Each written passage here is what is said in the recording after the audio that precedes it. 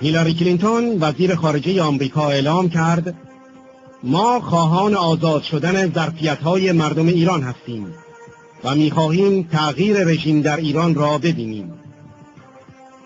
وزیر خارجه آمریکا درباره موقعیت سازمان مجاهدین خلق ایران در لیست وزارت خارجه آمریکا گفت ارزیابی ما همچنان ادامه دارد.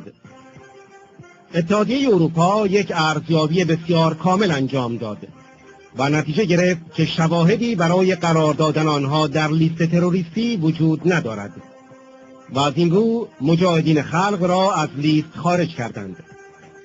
ما هنوز در حال ارزیابی شواهد در ایالات متحده هستیم.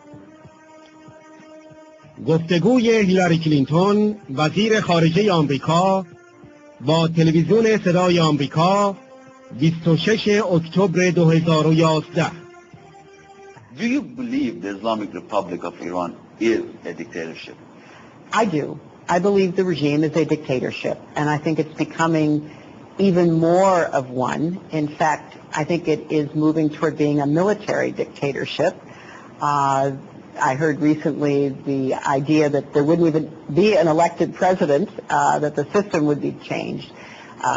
There is a great deal of sadness on my part when I look at the strength and resilience of the Iranian people, the creativity, the intellect, the history and culture, and see the very narrow-minded and unfortunately oppressive regime that is trying to control what the Iranian people do. President Obama called Libya a recipe for success. At one point, will you think that we're going to cook something for Syria or some other country?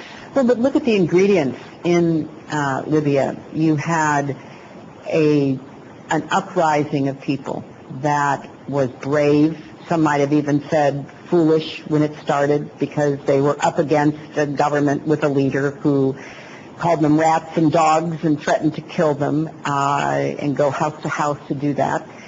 And there was just such a desire that it was organic. It came from within.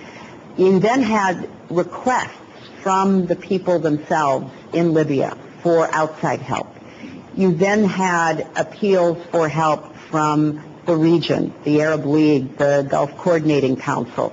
You then had the United Nations recognizing the importance of responding to the people.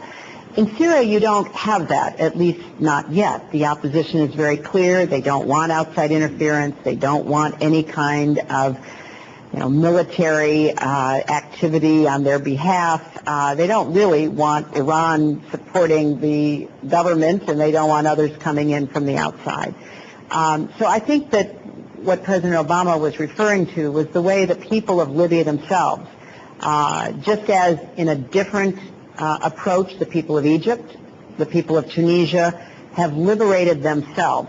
Some required more help than others, but it was an action by the people.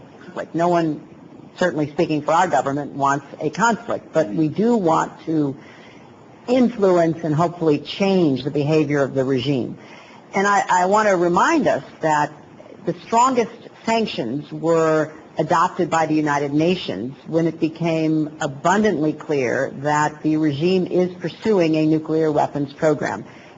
Everyone believes that the covert actions, the covert facilities, the misleading information is part of an attempt by the regime to acquire nuclear weapons, which would be very destabilizing.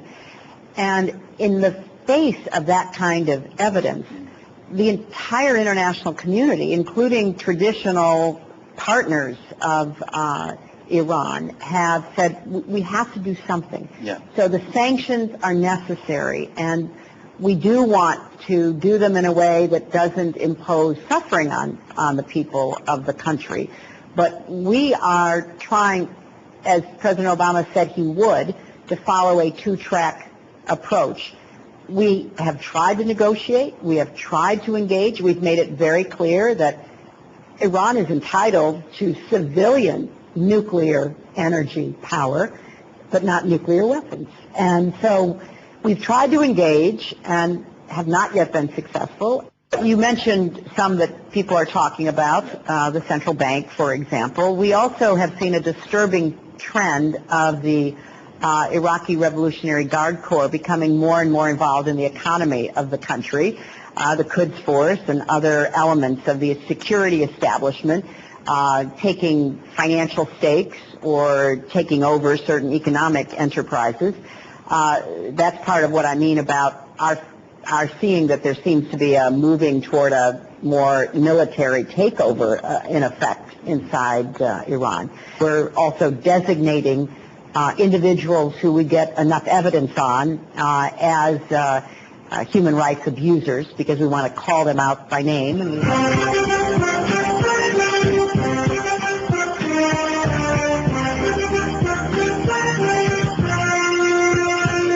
I understand people questioning it because it was such a shocking plot. It was shocking to us when we uncovered it. But we have very strong evidence, and some of that is already publicly available. And we have evidence both from the defendant, the Iranian-American who was picked up by our law enforcement, who provided a lot of information that verified what we knew about the plot. We have it from the informant, the Mexican drug gang member that he tried to hire, the Iranian-American tried to hire to be the hitman. There are a lot of telephone communications and other information. We have corroborative evidence, such as $100,000 that was wired in at the request of the defendant to pay the down payment to the hitman. So we have a lot of information that is very strong. It's a strong criminal case. And again, we were concerned about it because certainly we don't want the ambassador of any country targeted on our property for assassination. But it also violates rules that Iran agreed to in the International Convention for the protection of diplomats against crimes. And we would like Iran to conduct and participate in a UN investigation. We would like Iran to get to the bottom of this. We would like Iran's government to turn over the second defendant, who is a member of the Quds Force. I also would remind people that this is not the first time we know that elements within the regime have committed actions outside the country. You know personally, those of you who are living inside Iran, what the instruments of the state security system are capable of doing to Iranian citizens, but they've also taken action in other countries as well. So it shouldn't be that big a surprise, and the evidence is very strong.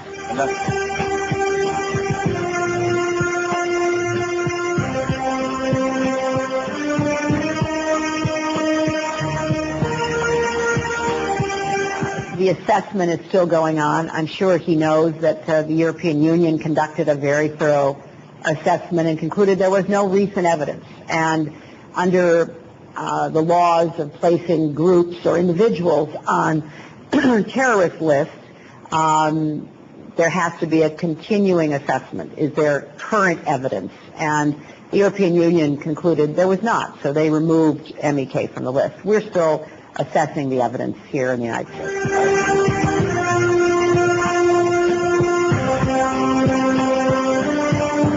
That we want to unleash the potential that exists within you. We would like to see your regime change. We would like to see your government begin to support, first and foremost, the human rights and aspirations of yourselves. And we would very much like to improve relations, to move away from the past.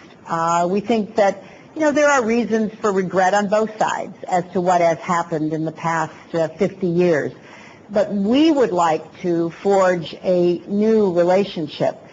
President Obama was very committed to doing that. So far, he hasn't received a particularly positive response. So what we're going to do, despite the fact we do not have diplomatic relations, is I'm going to announced the opening of a virtual embassy in Tehran. The website will be up and going at the end of the year.